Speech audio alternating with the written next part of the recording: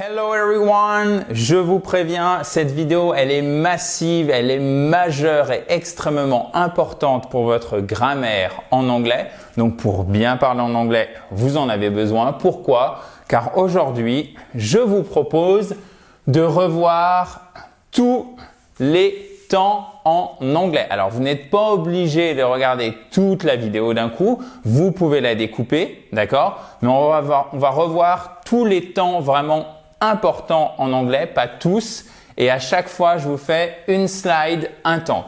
Mais la première chose que je voulais voir avec vous et qui est source majeure, malheureusement, d'incompréhension et qui fait, à mon humble avis, in my humble opinion, ok, IMHO. Vous verrez souvent cet acronyme pour dire in my humble opinion.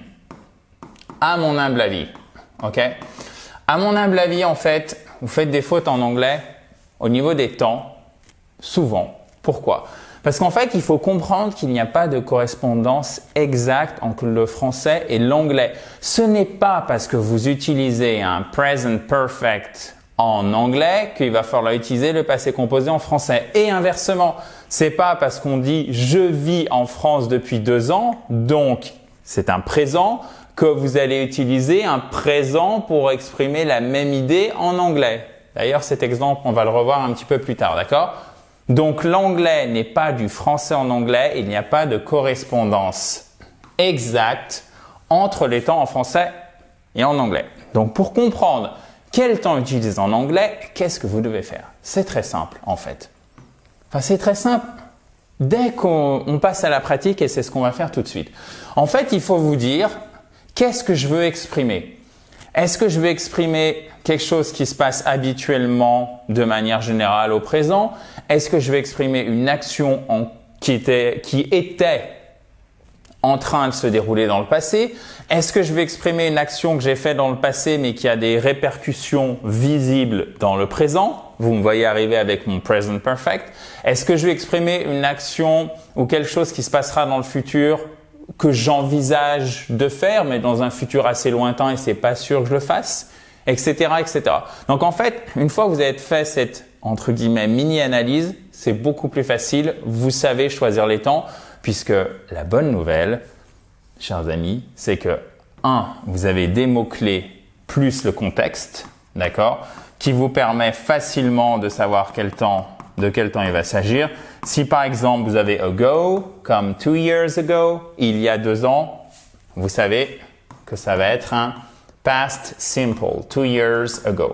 J'en profite aussi, et après j'arriverai à mon second point. Petite note à part, mais le past simple et le prétérit, ce sont 2 mots qui désignent exactement le même temps. Donc ne vous faites pas avoir, ce ne sont pas 2 temps différents. Ce sont 2 mots qui désignent le même temps. On va revoir ça tout de suite. Donc, première bonne nouvelle, vous avez les mots-clés et le contexte qui vous aident beaucoup pour choisir le bon temps, qui vous permet de savoir ce que vous voulez exprimer. Alors, ce que vous voulez exprimer ou ce que le sujet de la phrase veut exprimer. D'accord? Ça peut être, vous pourriez dire, tu veux, ils veulent, etc. Par exemple, ils aimeraient, ils sont allés, etc. D'accord? Donc, c'est pas forcément que vous, c'est le sujet de manière générale. Et évidemment, les conjugaisons en anglais, mais en fait, il n'y en a quasiment pas. Donc, c'est beaucoup plus simple une fois qu'on sait choisir le bon temps, à part pour les verbes irréguliers, etc. Ça se fait assez, ou en tout cas plus facilement qu'avec le français. Vous imaginez s'il fallait apprendre toutes les conjugaisons. Ah, pas facile. OK? Donc, le premier temps, c'est le présent simple, d'accord? Celui-ci, c'est le temps des vérités générales. En hiver, il fait froid. C'est le temps des emplois du temps. The train leaves at 7, ok? Tous les jours, every day. C'est le temps pour exprimer ses goûts. I like, I love. Vous allez utiliser le présent simple pour décrire. He's tall. OK? He's tall. Il est grand. Double L. OK? The train leaves. Et oui, parce que je vous ai dit que c'était simple au niveau des conjugaisons. Mais tout de même, chers amis, on n'oublie pas et on n'oublie jamais, s'il vous plaît, le S de la troisième personne du singulier. Et ceci est un 7 en anglais. Parfois, vous le verrez comme ceci, mais la plupart du temps, il s'écrit comme ça, à ne pas confondre avec ça, qui est le 1, et à ne pas confondre avec le 1 à la française. Ok, ça, c'est pas anglais. Ça, c'est anglais. Ça, c'est anglais. OK, guys? So, évidemment, vous avez des marqueurs de temps qui permettent d'exprimer le fait que ça se passe habituellement. Every day, always, never, often, usually. OK? Tous ces adverbes de fréquence indiquent pour quelque chose qui se passe de manière générale. Ça sent littéralement le présent simple. Alors, comment on le forme? C'est simple. Quand vous faites votre phrase, vous mettez votre sujet. Votre base verbale, c'est quoi la base verbale? Par exemple, c'est vous prenez to leave, ok, qui est l'infinitif. La base verbale, on la forme comment? En enlevant le to, et ça nous donne ce qu'il faut utiliser au présent, sans oublier, bien évidemment, comme je vous l'ai dit, le S de la troisième personne du singulier, que vous retrouvez ici. To walk, walk, walks. She walks 30 minutes every day. Elle marche tous les jours 30 minutes. We don't have any pets. Qu'est-ce que c'est ce do not, don't? C'est notre forme négative. On met notre sujet, do ou does, plus not. Alors vous pouvez dire does not, doesn't, don't, do not, etc. Plus votre base verbale. Donc ce que il me semblerait le plus approprié pour vous, chers amis, c'est de retenir les exemples. De toute façon, vous pouvez télécharger, évidemment, le PDF de tout le cours. Hein, je vous préviens, c'est un petit peu costaud, mais encore une fois, vous pouvez regarder la vidéo en entier. Je ne vais pas aller en détail dans tous les temps. Ça, vous l'avez dans vos programmes d'I Speak Spoke Spoken et notamment le programme Parler anglais dans les 60 jours qui viennent avec les audios et les exercices. Mais si vous voulez récupérer le PDF du cours, c'est très simple. Vous cliquez sur le i en haut à droite et vous avez aussi un quiz d'application. D'accord? Vous pouvez même le faire avant la vidéo pour savoir et après la vidéo pour voir si vous êtes amélioré. Peut-être que vous avez tout juste du premier coup. Et si vous êtes sur mobile, vous avez le lien juste en dessous puisque le i ne s'affiche pas pour télécharger le PDF et faire le quiz d'application. OK? So, pour une question, très logiquement, là aussi, on va utiliser do, does, ok? Sauf si vous avez le verbe to be, on va voir ça dans un instant ici, plus votre sujet, plus la base verbale. Do you speak English? Ok? Vous voyez, est-ce que vous avez les capacités de parler anglais? C'est une vérité générale, c'est de manière générale. Qu'est-ce qu'on veut exprimer? On veut exprimer une capacité, une vérité générale. Qu'est-ce qu'on va donc utiliser comme temps? Évidemment, tout à fait, le présent simple. So, do they go to bed early? Do they go to bed early? Est-ce qu'ils se couchent tôt? Se couchent-ils tôt? Parce que c'est pas très beau le est-ce que, mais on l'emploie très souvent. Mais moi, je vous conseille de l'enlever quand vous voulez passer du français à l'anglais parce que c'est piégeux. Quand vous voyez un est-ce que, vous avez envie d'utiliser le verbe être tout de suite ou l'auxiliaire être pour faire la question. Alors que les questions, elles se forment avec do ou does, sauf si vous avez to be. Mais là, on n'a pas to be puisqu'on parle de se coucher. OK? Donc, l'auxiliaire do ou does ne s'emploie pas lorsque vous avez to be. OK? The children are quiet. OK? Vous avez to be dans la forme affirmative. Du coup, pour faire la question, on vous dit are the children quiet? OK?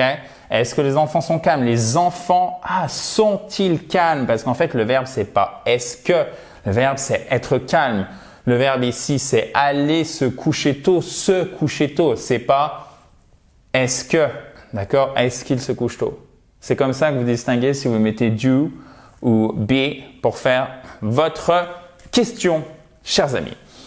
Maintenant, toujours dans la joie et la bonne humeur, passons au sacro-saint prétérite, ok?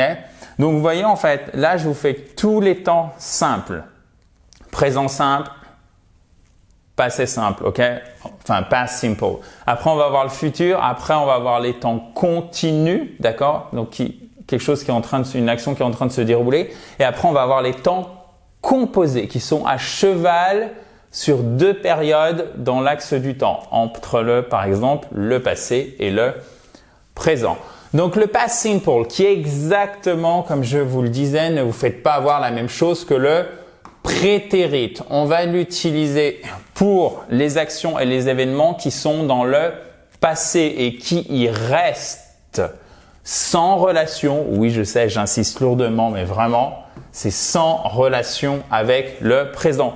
Et là, vous avez aussi votre contexte, votre environnement, une situation donnée, des marqueurs de temps à l'écrit notamment qui font que ça sent. Typiquement, vous voyez, 2 years ago, il y a 2 ans. C'est il y a 2 ans, c'est pas maintenant. Voilà. Last month, le mois dernier. OK, bing. Là, il y a de fortes chances qu'on soit sur un past simple, qui est la même chose que... Exactement. Oui, je radote, je sais, mais c'est voulu. Enfin, pas toujours. C'est la même chose que le prétérit. Toujours, pour faire votre phrase, c'est exactement la même chose là aussi. Vous voyez, une fois que vous avez compris la logique, il y a une forme de répétition qui s'installe. C'est pour ça que, encore une fois, ce qu'il faut chercher à savoir, c'est qu'est-ce que je veux exprimer comme nuance, comme modalité, comme idée, comme type d'action dans ma phrase. Et en fonction de ça, je vais aller chercher mon temps. Au lieu de se dire, OK, comment je fais tel temps? Parce qu'à mon avis, c'est ça. Non, il faut faire le contraire. So, they decided to leave earlier. Sujet, notre verbe avec le ED, donc c'est toujours la base verbale plus le ED, sauf si c'est un verbe irrégulier, du coup c'est la deuxième colonne. Ceci dit, il y a aussi des verbes irréguliers avec ED, ok? Mais si vous avez un doute, vous tapez verbe irrégulier I speak, spoke, spoken et vous aurez toute la liste qui arrive. Il est allé, en parlant de verbe irrégulier, à Washington. Donc on fait sujet, verbe irrégulier ici et complément. He went where? To, ok? He went to Washington. Ok, super. Je ne l'ai pas testé. Qu'est-ce qu'on fait pour mettre notre phrase à la forme négative? Vous vous souvenez que c'était do ou does à la troisième personne singulier plus not ou doesn't ou don't. Et ici on met did not, didn't. Ça ne change même pas la troisième personne du singulier. C'est simple l'anglais parfois. Parfois. So, I didn't try it out. Je ne l'ai pas testé. J'anticipe d'éventuels commentaires. Vous pouvez dire I didn't test it.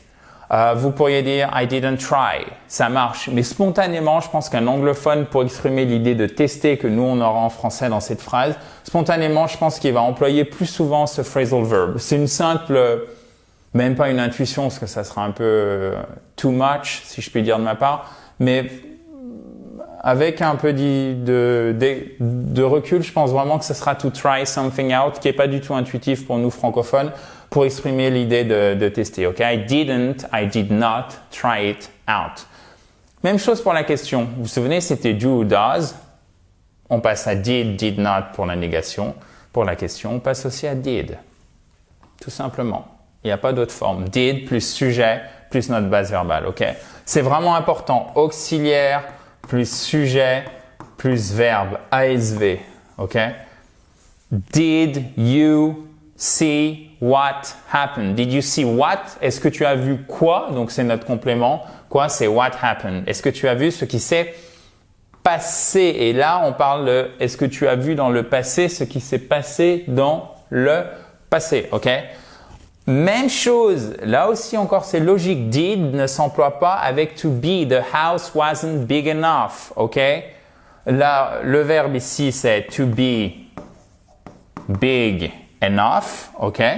Du coup, comment on fait la question? On utilise le verbe, oh my goodness, sorry, to be, on met notre verbe, hop, on le renverse, on le met au prétérit.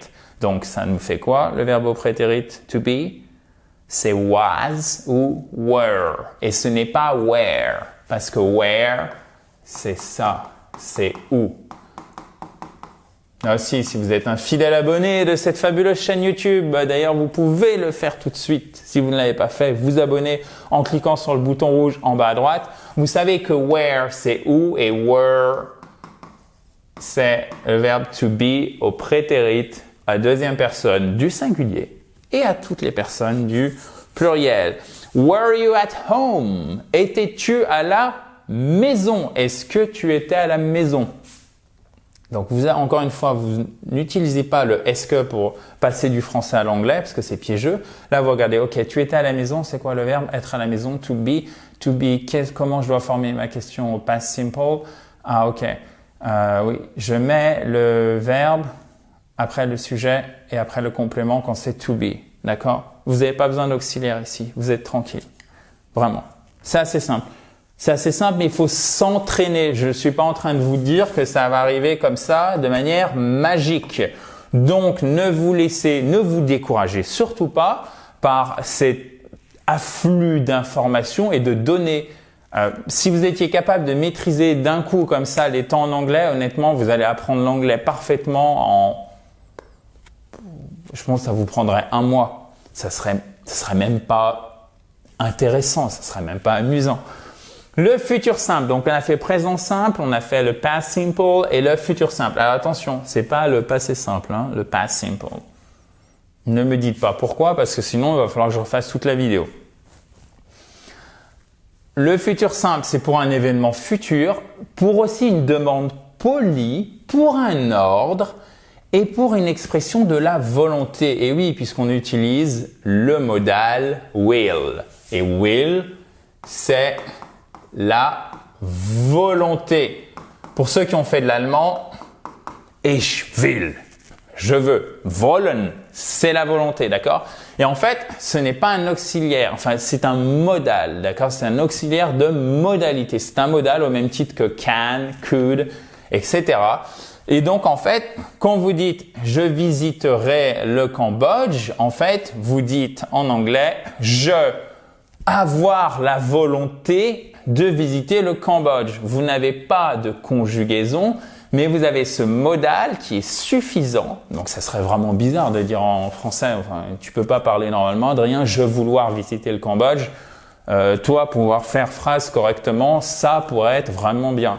Ok? Mais en anglais, ça donne ça en fait. Je vouloir visiter, je avoir la volonté de visiter le Cambodge. Et en fait, quand vous dites avoir la volonté de visiter le Cambodge, vous exprimez quelque chose que vous souhaiteriez ou qui se passera dans le futur. Et c'est comme ça qu'on fait notre futur. Ça, c'est vraiment le cœur, si on va vraiment de manière profonde, c'est ce à quoi sert cet auxiliaire de modalité will, la volonté. Je avoir la volonté d'aller au Cambodge. En français, je visiterai le Cambodge. Ok? Je veux, je voudrais. Ok? Mais pas je voudrais au conditionnel, c'est là je veux. D'accord? Ça se pose vraiment en futur simple, ce n'est pas un conditionnel. Tu feras ce qu'on te dit. You will do as you are told. Ok? You will do as you are told. Demande polie, non. Ceci est un ordre. Ok?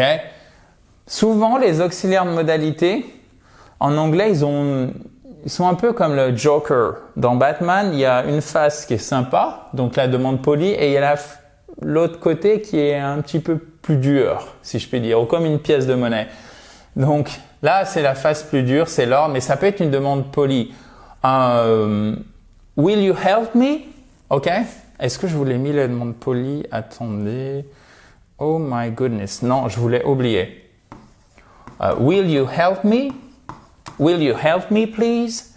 Est-ce que tu pourrais m'aider? Et on rajoute le please qui est super important en français bien sûr, mais en anglais encore plus. Will you help me, please? Pourrais-tu m'aider, s'il te plaît? Sauf qu'en fait, quand vous dites ça, derrière, on n'est pas très loin de l'ordre. Vous voyez, donc c'est deux faces d'une même pièce, mais c'est la même pièce tout de même. D'accord? Mais ça peut être vraiment poli, hein. C'est pas du tout sarcastique de ma part quand je vous dis ça, ça peut rester vraiment poli. Mais souvent derrière, en fait, il y a quand même la notion de, je te le demande parce que je veux être poli, mais c'est clair que tu vas le faire. Il y a un petit côté question rhétorique où on s'attend déjà à voir la réponse, mais on la pose un peu pour la forme, voire même la convention sociale, ok? You will not call me. Tu ne m'appelleras pas. You will watch all my videos. Est-ce que j'ai l'air sympa quand je vous dis ça? C'est un peu un ordre, vous voyez? Donc, c'est pour ça que je vous disais que c'est un auxiliaire de modalité. C'est vous vouloir regarder mes vidéos. Vous regarderez mes vidéos. C'est comme ça qu'on exprime le futur en anglais. Avec le will, évidemment, derrière, c'est la base verbale, comme tous les auxiliaires de modalité. Ok? Will you tell her? Est-ce que tu lui diras? Donc là, on enlève le est-ce que, comme d'habitude. Le verbe, c'est dire. On met donc notre auxiliaire de modalité, notre sujet, notre verbe. Will you tell whom? Donc qui? Her. C'est notre complément ici. Si vous avez des questions, vous n'hésitez pas. Vous pouvez mettre ça juste en dessous, chers amis. Ensuite, toujours dans la joie et la bonne humeur, chers amis. Vous pouvez faire une petite pause, aller prendre un café, boire un verre. Le présent continu. Bon, bah, c'est facile, c'est une action qui est en train de se dérouler dans le temps présent. I'm recording a video. I'm talking with you. I'm teaching you English. Qu'est-ce que je vais exprimer là? Qu'est-ce que je suis en train d'exprimer? Une action qui est en train de se dérouler dans le présent. Alors là, par contre, le français est quand même bien utile parce qu'on peut se souvenir de... bien utile dans le sens où c'est délicat souvent de passer du français à l'anglais, mais là, du moment où vous avez en train de, et ça peut être en train de se passer. Et hier, j'étais en train de te parler quand j'ai vu telle ou telle chose. Ok? On va le voir ce temps, justement. Donc là, c'est facile. Vous mettez am, is, are. Ok? C'est votre auxiliaire. Plus le verbe avec ing. Donc, c'est la base verbale plus ing. Ok? So, she. C'est quoi? Quelle sera, c'est le blop, pardon, je reformule. Quelle sera la bonne forme? Troisième personne du singulier, is. Et après, to play, plus ing, playing. She's playing with her nephew. Elle joue avec son neveu. Et vous voyez, en français, on va pas forcément dire elle est en train de jouer avec son neveu parce que si je vous dis qu'est-ce qu'elle fait là? Tu as vu Sophie, qu'est-ce qu'elle fait? Elle joue avec son neveu. Pour vous, pour moi, pour nous, c'est évident que c'est en train de se dérouler si je vous dis elle joue avec son neveu. Mais en anglais, on va le dire vraiment avec l'utilisation du présent continu parce que sinon on va utiliser un présent simple et ça va nous donner une vérité générale et là on s'attend à elle joue avec son neveu tous les jours. Vous voyez, les temps ne sont pas vus de la même façon et c'est ça qu'il faut comprendre. Une fois que vous avez mis le doigt là-dessus, vous savez utiliser ou en tout cas vous vous donnez une chance d'arrêter de faire toutes ces fautes au niveau des temps en anglais. Après, la négation, c'est simple. Je ne vais pas tout vous lire. Vous le voyez bien mieux que moi à l'écran puisque moi j'ai la lumière qui se reflète. We are not leaving now. Now. Là, on ne part pas maintenant. La personne qui dit ça n'est pas très contente. Et ce qui est très intéressant, et c'est pour ça que je l'ai mis en rouge, souvent on traduit le on par un we, tout simplement en anglais. Ok, plutôt on va traduire le we par un on. En français, ok guys? Et pour la forme négative, c'est toujours en fait, on reprend vraiment même ce qu'on a vu pour les autres temps. Pour la forme, oh my goodness, sorry. Bien sûr, vous avez des formes contractées. We're, we are, ok? Et pour la question, qu'est-ce que vous faites? Vous prenez votre auxiliaire, votre sujet, votre verbe, votre complément. Je répète, auxiliaire, sujet, verbe, complément. Auxiliaire, sujet, verbe, complément. ASV. ASV, C. Ok? Auxiliaire, sujet, verbe, complément. What, auxiliaire, sujet, verbe. Et là, on n'a même pas de complément. Pourquoi? Parce qu'en fait, on l'a mis avant. What are they doing? They are doing what? What are they doing? Quand vous avez un mot interrogatif, par exemple les WH, vous le mettez bien évidemment juste avant. Ok, guys? C'est bon? Perfect. Let's go! Maintenant, nous avons vu quoi juste avant? Est-ce que vous vous souvenez? Parfait, ça va. Vous avez une meilleure mémoire que moi parce que j'aurais été susceptible, très franchement, d'oublier. On a vu le présent donc continu. Maintenant, on passe au passé continu, le past continuous, qui correspond parfois. Alors, je ne devrais pas vous le dire comme ça, mais c'est trop tentant. Ça correspond quand même à l'imparfait, parfois en français. Pas toujours, parce que si je vous dis j'étais à la maison quand elle m'a appelé. J'étais à la maison, en fait, c'est j'étais en train d'être à la maison. Ou je lisais quand elle m'a appelé, c'est j'étais en train de lire. Parfois, l'imparfait correspond au past continuous parce qu'il permet d'exprimer une action en cours dans le passé en français. Mais parfois, il permet d'exprimer aussi une habitude. en français. Et là, par contre, ça sera votre past simple. Ce sera plus le past continuous.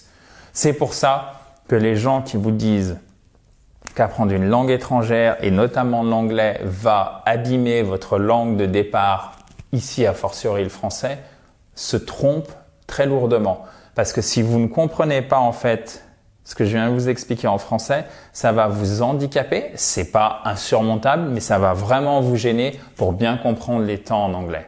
Donc avant de bien maîtriser l'anglais, il faut bien maîtriser le français. Je sais que ça fait vraiment prof, vieux jeu, etc.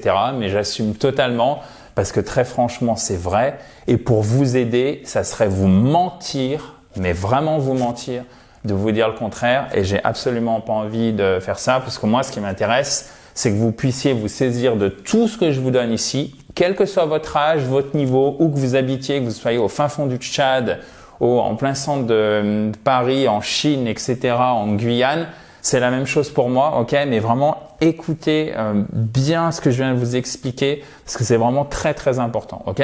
Donc, ne faites jamais l'impasse sur le français. Donc, tirade terminée. On va en débuter une autre. C'est facile. Là, qu'est-ce que vous faites? Au lieu d'avoir is ou are, vous avez votre auxiliaire au prétérit. Was, were et pas where. Please, okay guys? I beg you. Je vous en supplie. I beg you. Ok? Je vous en supplie. Plus votre base verbale, ing et ing. Tu mangeais, you were eating. Ok? Ate plus ing. La négation was, were not. Ou en forme contractée, wasn't, weren't. Ok? Were not. She was not listening. Oh my goodness. As usual. Comme d'habitude. Ok? Et en plus, pour faire des questions, là aussi, même chose, c'est simple. Auxiliaire, vous vous souvenez? Auxiliaire, sujet, verbe, complément. Et si vous avez un mot interrogatif comme how ou wh, what, who, etc., vous le mettez avant. What were you doing? Qu'est-ce que tu étais en train de faire? What were you doing? Okay, guys? Perfect. Allons-y, allons-y. On a déjà fait la moitié. On revient en arrière ou... Non, c'est bon? Ok. Je vois qu'il y en a qui ont fait « Non, mais c'est bon, c'est déjà trop long, là. J'en peux plus. » Il va pas revenir en arrière. Non, mais c'est pas possible. Ah là là. Présent continu. Passé continu. Futur continu. Donc là, on est dans un temps que vous allez quand même moins utiliser. Mais alors j'ai pas mis tous les temps en anglais, mais je voulais quand même vous parler de celui-ci. Donc je cuisinerai. C'est littéralement je serai en train de cuisiner. On va changer la forme en anglais, en français. Je serai en train de cuisiner, d'accord? Ou alors on va le sous-entendre. Je cuisinerai quand tu arriveras. Donc je serai en train de cuisiner quand tu arriveras. C'est sous-entendu en français. En anglais, en anglais, on exprime les actions par un temps bien particulier selon l'axe qui sont en train de se dérouler. Si c'est dans le passé, c'est le past continuous. Si c'est une action en train de se dérouler dans le présent, c'est le present continuous. Et si c'est dans le futur, c'est le future continuous. Exactly. Je monte la voix parce que je vois que certains sont en train de s'endormir. Oh my goodness. Donc, très simplement, qu'est-ce que vous faites? Au lieu de mettre is, are, am, vous mettez will be, plus le verbe en ing. I will be cooking. I will be cooking. Je cuisinerai quand tu arriveras. Je serai en train de cuisiner. On exprime ces actions en train de se dérouler, que ce soit pour le passé, le présent et le futur en anglais. Je serai en train de cuisiner. On le dit comment, chers amis? Yes, I will be cooking. Good job. OK. Là, on est déjà sur un temps qui a un niveau, bon niveau intermédiaire plus. Hein, là, on est sur du B2. D'accord?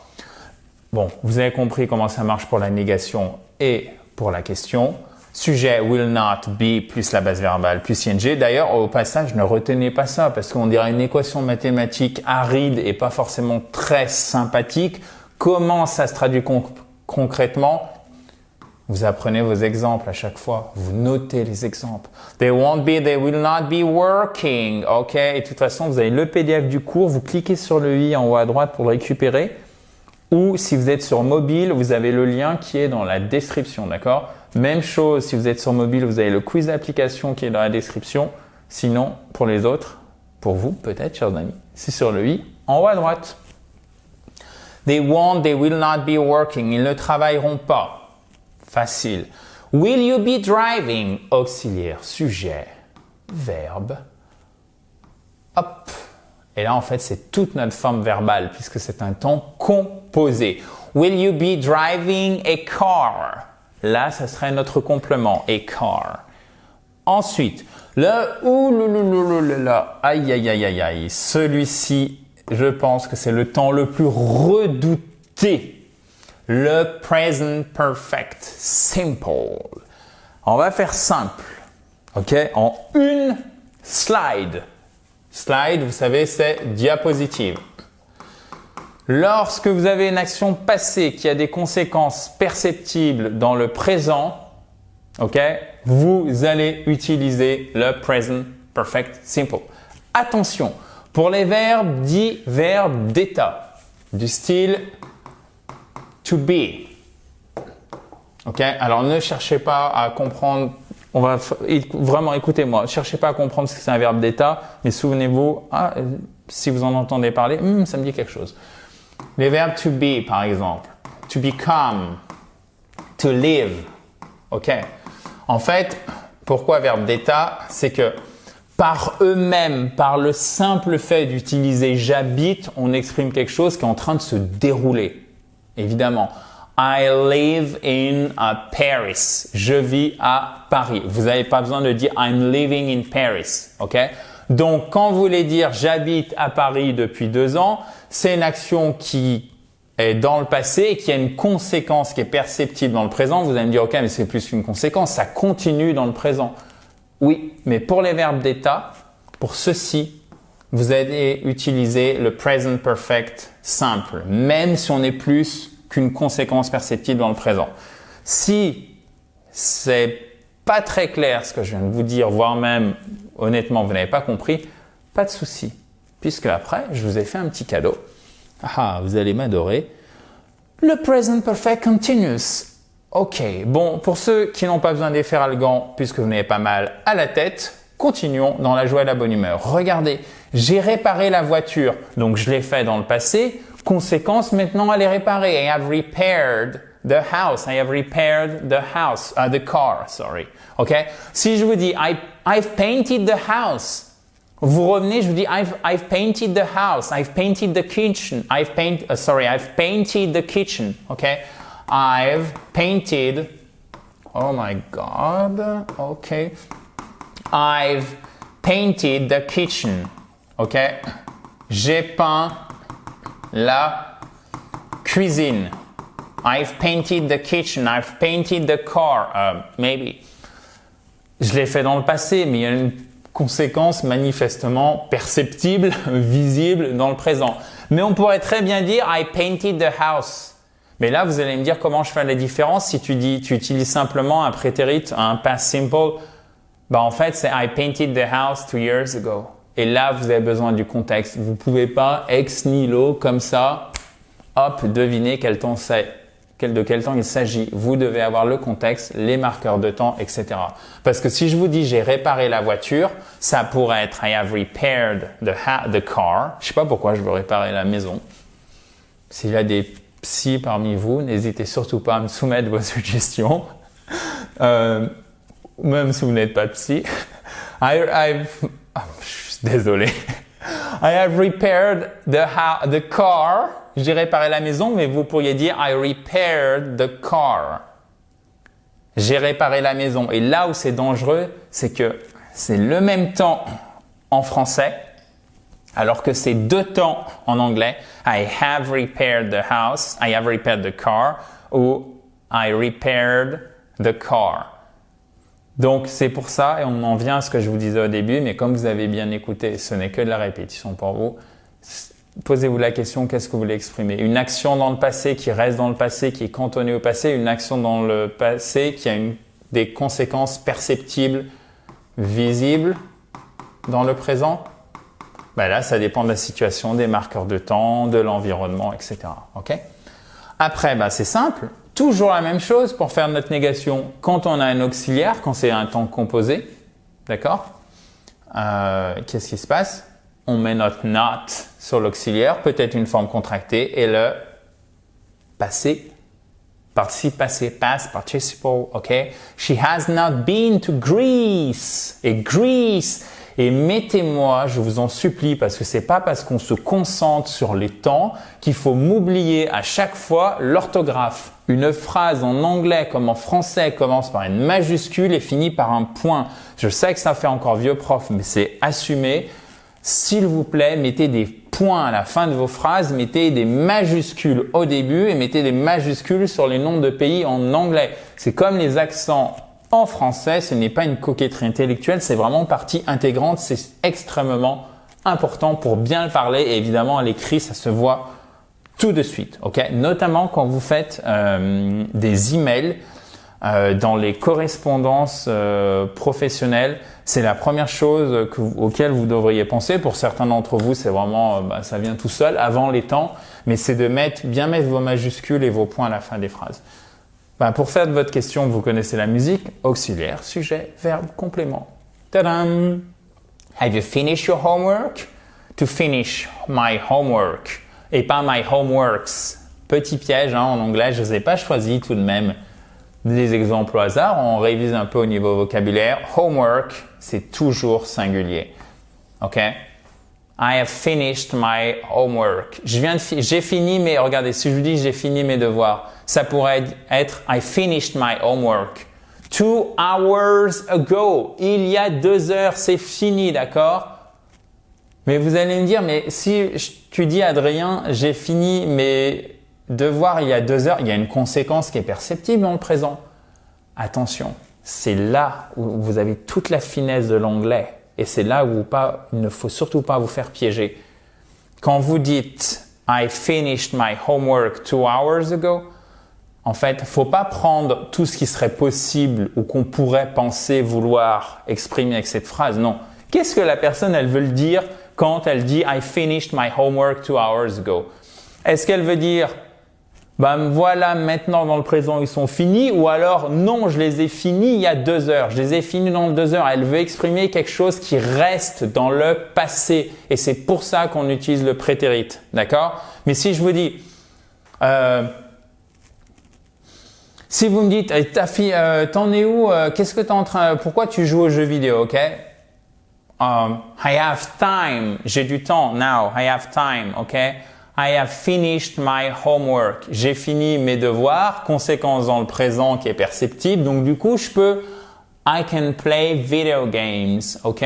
Je peux jouer aux jeux vidéo. Vous voyez la différence? Donc méfiez-vous vraiment. Ça, on touche vraiment du doigt ce qui est essentiel et même un peu plus que touché. Là, on a abordé les choses en profondeur.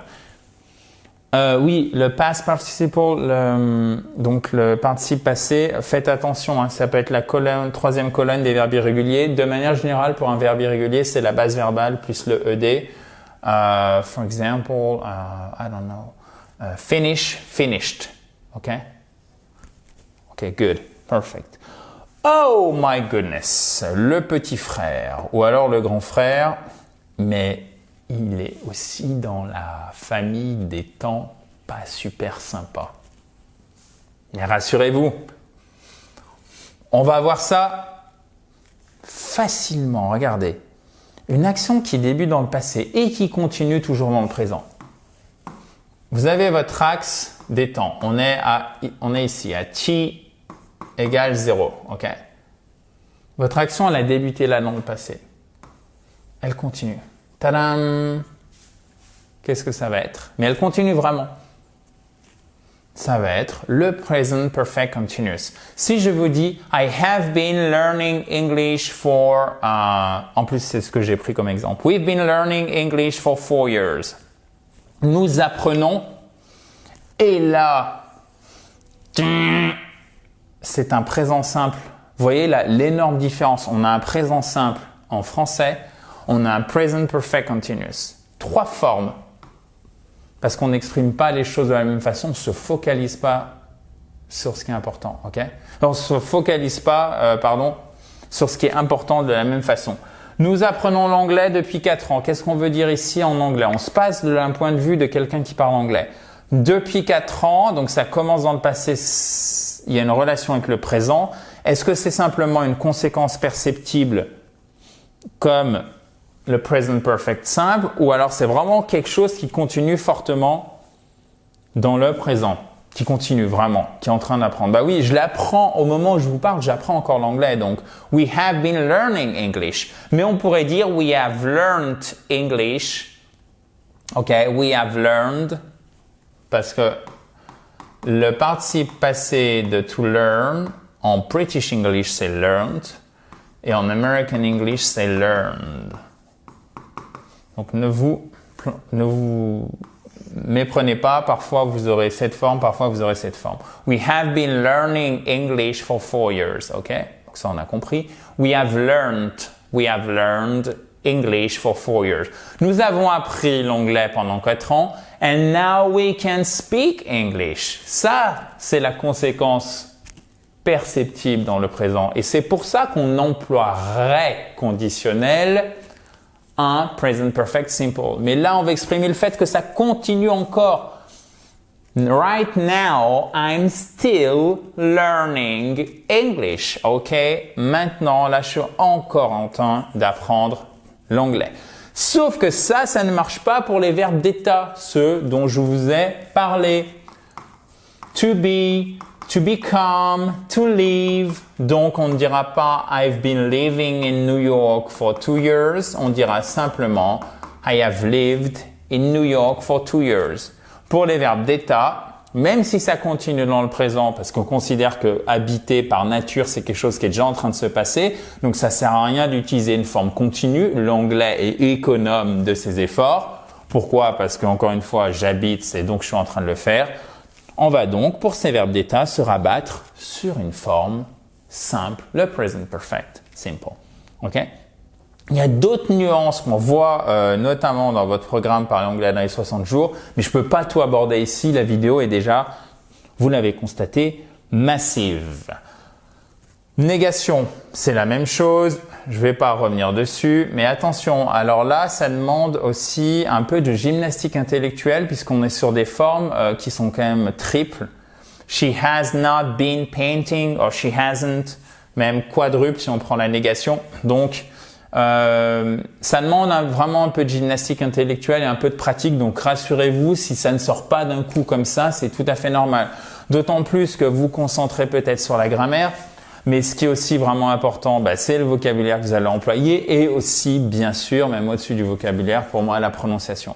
Donc, comme vous faites souvent plein de choses en même temps quand vous les parlez anglais, ça se fait pas comme ça. Ça demande de l'exercice, c'est tout à fait normal. OK, guys? Ensuite, la question, auxiliaire, sujet. Là, attention, c'est been plus la base verbale. Donc là aussi, ça demande, avec le ing, bien sûr, c'est quelque chose qui est en train de se passer, ça demande un peu d'exercice. Have you been dancing all day long? Vous voyez, toute la journée. Donc ça a commencé, par exemple, ce matin. Et là, le processus, et quand on emploie un present perfect continuous, est-ce que vous êtes encore en train de danser depuis le début de la journée? OK? Et en fait, c'est en utilisant ce temps, c'est ce sur quoi on se focalise. Est-ce que vous êtes en train de danser depuis le début de la journée, en fait? So, maintenant, le past perfect simple. Alors, regardez, il n'est pas compliqué, celui-ci. OK? Comment il fonctionne? C'est très simple. C'est celui qui se rapproche le plus d'un temps français où on peut presque dire qu'ils correspondent l'un avec l'autre. C'est le plus que parfait. C'est une action au passé avant une autre action au passé. Il avait acheté une voiture avant d'acheter une maison. Il a acheté la maison dans le passé, mais il a fait quelque chose dans le passé qui est avant la première action dans le passé. OK? Donc, il avait acheté une maison avant d'acheter une voiture. Donc, il achète la voiture et avant, il avait acheté la maison. Comment on va former ce temps? On va utiliser had, qui est en fait have au prétérit, plus le participe passé, d'accord? Donc, c'est une action antérieure à une autre action déjà située dans le passé. Ils avaient déjeuné dans le train. Et c'est on the train et non pas in the train. Apprenez-le par cœur. Dans le bus, on the bus. Dans l'avion, on the plane. Dans le train, on the train. Mais in the car. Pourquoi? Parce qu'en fait, dans le bus, dans le train, sur le bateau, etc., en fait, on peut se mettre debout. Dans une voiture, c'est un petit peu plus compliqué. Donc, dans les moyens de transport, vous pouvez vous mettre debout, c'est on. Vous pouvez le retenir comme ça, sinon c'est in. OK? They had their lunch on the train. Ils avaient déjeuné sur le train, dans le train. Et du coup, là, c'est bizarre parce que vous avez had. Mais pourquoi? Parce qu'en fait, on a notre auxiliaire had plus ici, plus le participe passé de to what? To have lunch, ok? Le verbe, c'est to have lunch. Donc, on met had plus le participe passé. They had lunch. They had lunch. They had what? Their lunch on the train. Ils avaient déjeuné dans le train. Qu'est-ce que vous faites? Vous rajoutez simplement not ou vous faites une forme contractée, hadn't, pour former la négation. Et là, vous vous souvenez que c'est votre auxiliaire. Du coup, pour former la question, auxiliaire, sujet, verbe, complément. Had you brought an umbrella? OK? Had you brought an umbrella? On remonte parce que c'est une yes-no question. Je me suis fait surprendre par l'exemple parce que je m'en souvenais plus. Had you brought an umbrella? OK? Had you taught, brought. Ça, c'est le verbe to teach au prétérit où c'est son participe passé. To bring, ça fait brought. Et ce sont exactement, en fait, les mêmes sons. Vous voyez? Ceci, là, ça se prononce de la même façon. En fait, c'est comme entre le A et le O. C'est un son long qui se rapproche plus du A. Brought, taught, OK? Had you brought an umbrella? Avais-tu amené un parapluie? OK, guys?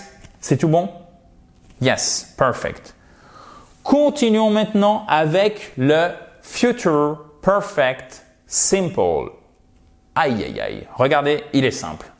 Bon, j'ai décidé de vous épargner le futur antérieur en anglais parce qu'on l'utilise assez peu et comme c'est vraiment très très dense, autant vraiment aller à l'essentiel. Je voudrais pas que vous ayez vraiment trop d'informations. Donc, j'essaie toujours de bien trouver l'équilibre entre ce qui est nécessaire pour bien vous exprimer en anglais, que ce soit à l'écrit à l'oral, et le fait que ça soit pas forcément très important. Ok? Par contre, le conditionnel, alors là, il faut qu'on voit les 4 conditionnels en anglais. Pas le choix, c'est indispensable. Et je pense que ça vous fera vraiment du bien parce que ça vous permettra déjà, quand vous comprenez bien en français, de bien comprendre en anglais. Et là, pour le coup, c'est quasiment mathématique. Donc, c'est relativement facile. Concentrez-vous encore pendant quelques minutes. Bon, vous avez le conditionnel 0. Si A se passe, alors B se passe. OK? Si A se passe, B se passe. J'ai pas dit B se passera. D'accord? Ça, c'est votre conditionnel 0.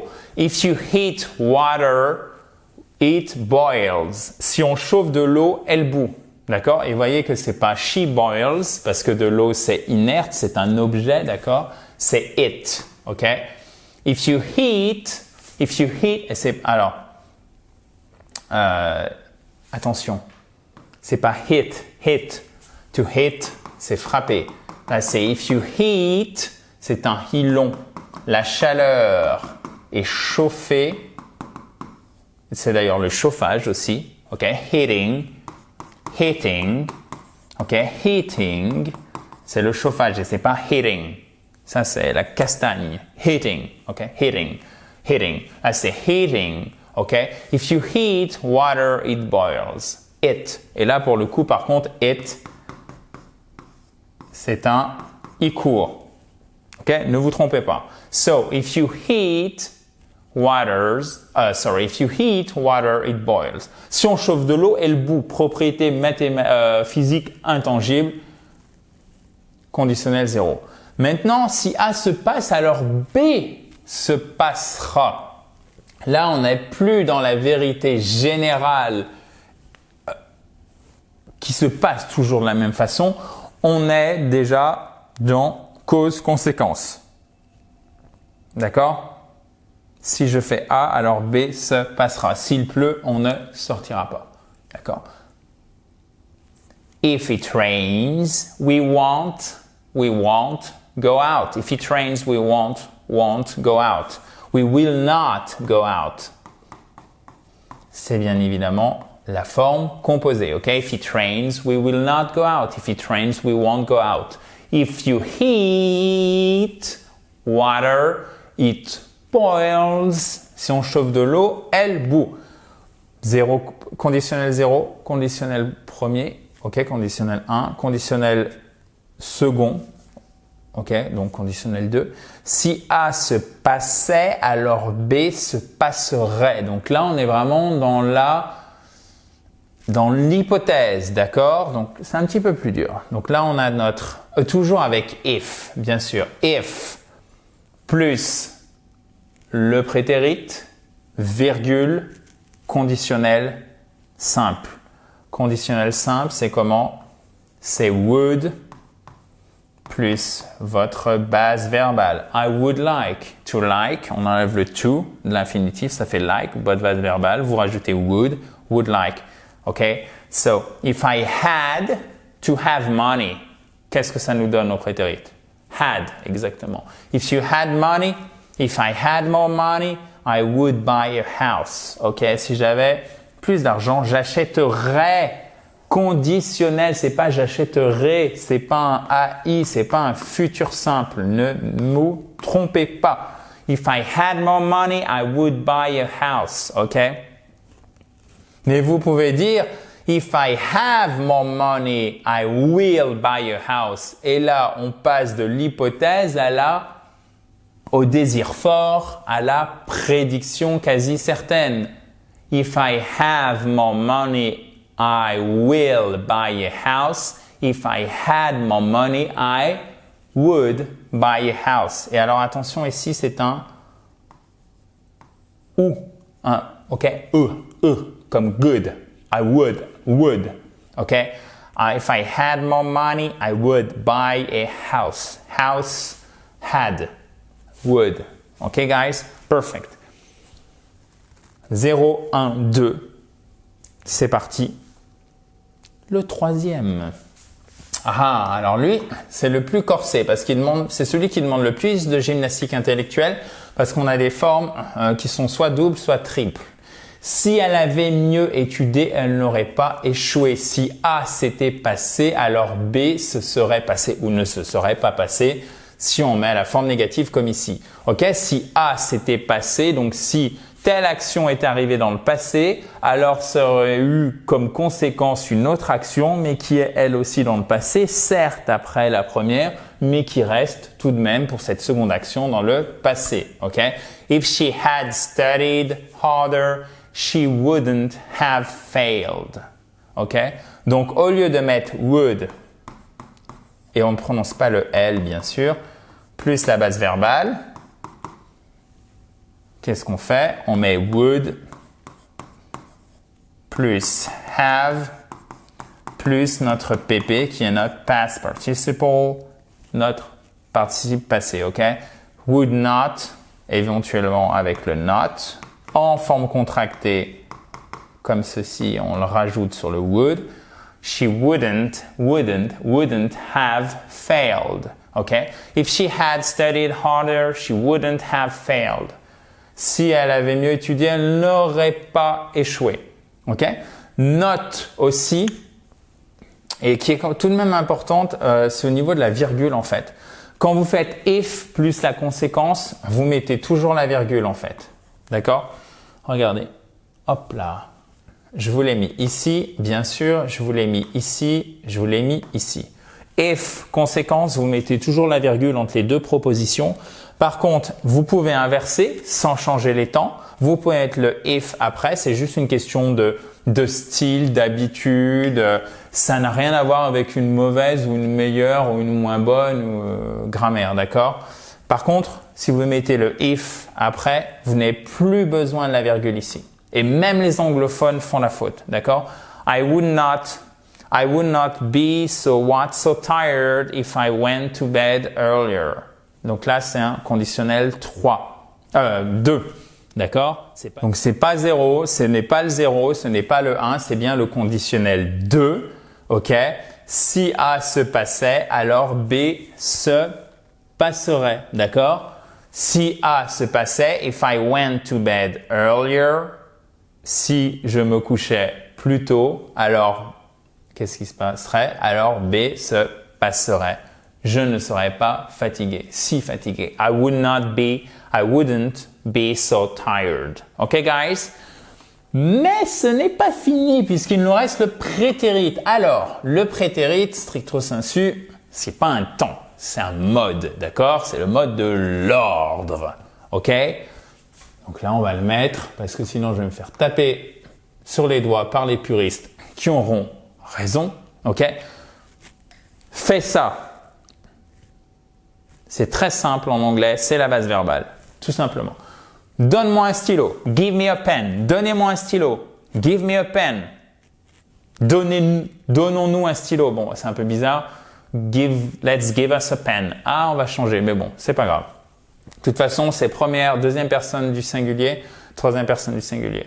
Oh my goodness. Deuxième personne du singulier, deuxième personne du pluriel. Tu me donnes un stylo, donne-moi un stylo. Vous me donnez un stylo, donnez-moi un stylo, ok? Toujours la base verbale. C'est invariable en anglais, c'est parfait, c'est vraiment simple. Give me a pen. N'ouvre pas la porte. Donc, ouvre la porte. Open the door. Open the door. OK? Et on met un point d'exclamation. OK, guys? Tout le temps, mettez votre point d'exclamation pour l'impératif. C'est, si vous me permettez, ce, entre guillemets, jeu de mots très facile, c'est impératif. OK? Je vous avais prévenu, hein, ça vole pas haut là pour le coup.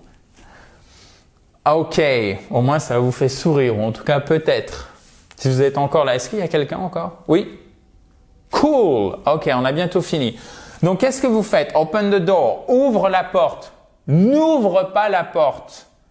On rajoute l'auxiliaire plus un not. Don't open the door. Or do not open the door. OK? Et là, faut y aller avec fermeté. Hein. C'est pas open the door. Parce que là, on a l'impression que vous posez une question, c'est pas impératif. C'est bizarre en anglais, OK? Même en français, je pense que ça serait bizarre.